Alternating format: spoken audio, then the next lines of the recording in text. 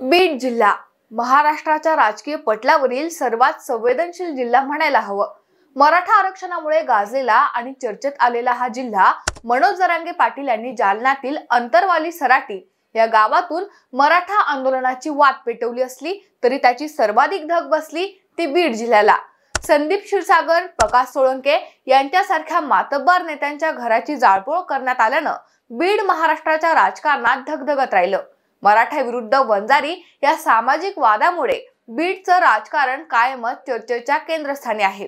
लोकसभा निवडणुकीत मराठा आरक्षणाचा फटका पंकजा मुंडेंना बसला आणि बजरंग बाप्पा सोनवणे हे बीडचे नवे खासदार बनले।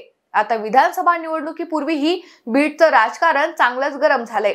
बीड जिल्ह्यात एकूण 6 विधानसभा मतदारसंघ आहेत।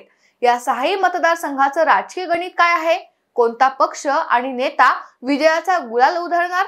जरांगे फॅक्टरचा परिणाम कोणावर भारी पडणार? यातच घेतलेला हा सविस्तर आढावा। नमस्कार, मी निकिता आणि तुम्ही पाहतात हॅलो महाराष्ट्र। यातील पहिला मतदारसंघ तो म्हणजे बीड। या ठिकाणी राष्ट्रवादी काँग्रेस शरदचंद्र पवार पक्षाकडून संदीप क्षीरसागर आणि अजितदादा गटाकडून योगेश क्षीरसागर हे निवडणुकीच्या रिंगणात उतरले आहेत। तर विनायक मेटे यांच्या पत्नी ज्योती मेटे यांनी अपक्ष अर्ज दाखल केलाय। 2019 ला काका विरुद्ध पुतण्या जयदत्त क्षीरसागर विरुद्ध संदीप क्षीरसागर या लढतीत काकाला पाणी पाजून संदीप क्षीरसागर घड्याळाच्या चिन्हावर आमदार झाले। पुढे राष्ट्रवादीच्या फुटीत शरद पवारांशी एकनिष्ठ राहत त्यांनी खासदारकीला मुंडे कुटुंबाला चॅलेंज दिलं। बजरंग बाप्पाच्या पाठीशी संदीप भैयांचीच यंत्रणा असल्यानं बीड मध्ये तुतारी वाजली। त्यामुळे विधानसभेसाठी संदीप क्षीरसागरांची आमदारकी यंदा आणखीनच फिक्स समजली जाते। यंदा संदीप क्षीरसागर यांच्या विरोधात त्यांचे चुलत बंधू डॉक्टर योगेश क्षीरसागर रिंगणात आहेत।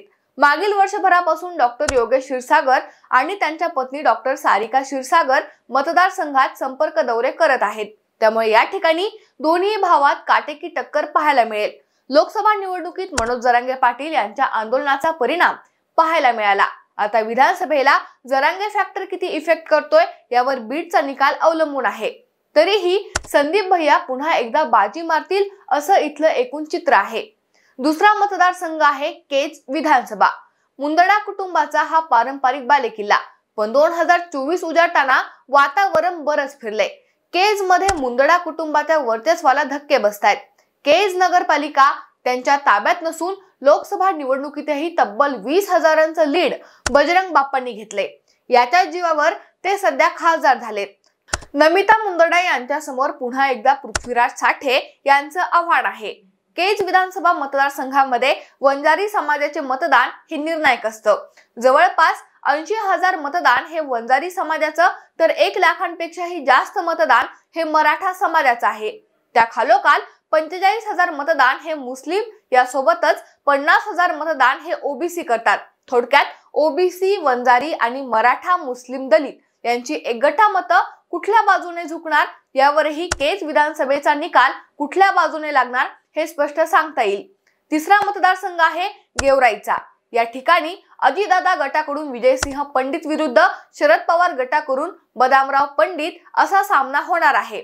तर अपक्ष उमेदवार म्हणून लक्ष्मण पवार यांनीही अर्ज दाखल केलाय।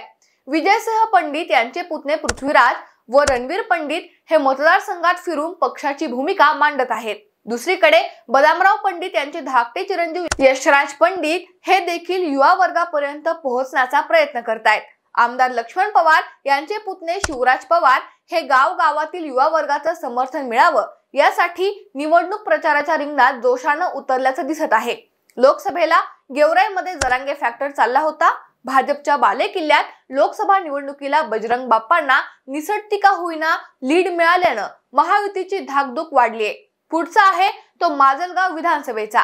या ठिकाणी राष्ट्रवादी अजित पवार गटाकडून प्रकाश सोळंके, शरद पवार गटाकडून मोहन जगताप आणि अपक्ष रमेश अडसकर असा तिरंगी सामना पाहायला मिळतोय। सोळंके कुटुंबियाचा माजलगाव विधानसभा मतदारसंघावर दीर्घकाळ वर्चस्व राहिले। औद्योगिक वसाहत, उपसा जलसिंचन योजना, साखर कारखाना या माध्यमातून सोळंके यांनी आपलं वर्चस्व निर्माण केले।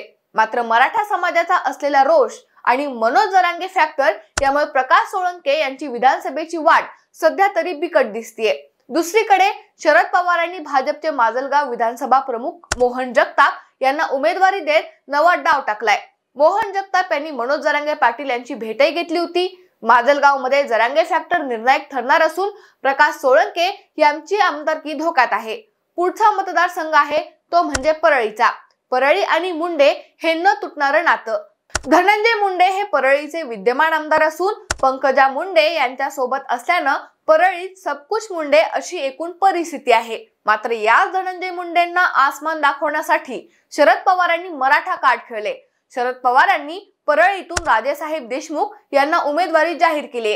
राजेसाहेब देशमुख हे काँग्रेसचे विद्यमान जिल्हाध्यक्ष होते। मात्र काँग्रेसला खिंडार पाडत शरद पवारांनी त्यांचा प्रवेश राष्ट्रवादीमध्ये करून घेतला। त्यांना परळी मतदारसंघातून उमेदवारी जाहीर केली। यापूर्वी ते बीड जिल्हा परिषदेचे शिक्षण आणि आरोग्य सभापती होते। काँग्रेसच्या रजनी पाटील यांचे निकटवर्ती म्हणून राजेसाहेब देशमुख यांची ओळख आहे। राजेसाहेब देशमुख हे मराठा नेते आहेत, त्यामुळे पवारांनी मराठा कार्ड खेळत धनंजय मुंडेंना घेरण्याचा प्रयत्न केलाय। मात्र तरीही मतदारसंघातील एकूण वर्चस्व पाहता धनंजय मुंडे पुन्हा आमदार होतील असं बोललं जाते। आता पाहूयात शेवटचा आष्टी विधानसभा मतदारसंघाबद्दल। आष्टी विधानसभा मतदारसंघात सगळा सावळा गोंधळ पाहायला मिळतोय। या ठिकाणी महायुतीमध्ये मैत्रीपूर्ण लढत होणार आहे।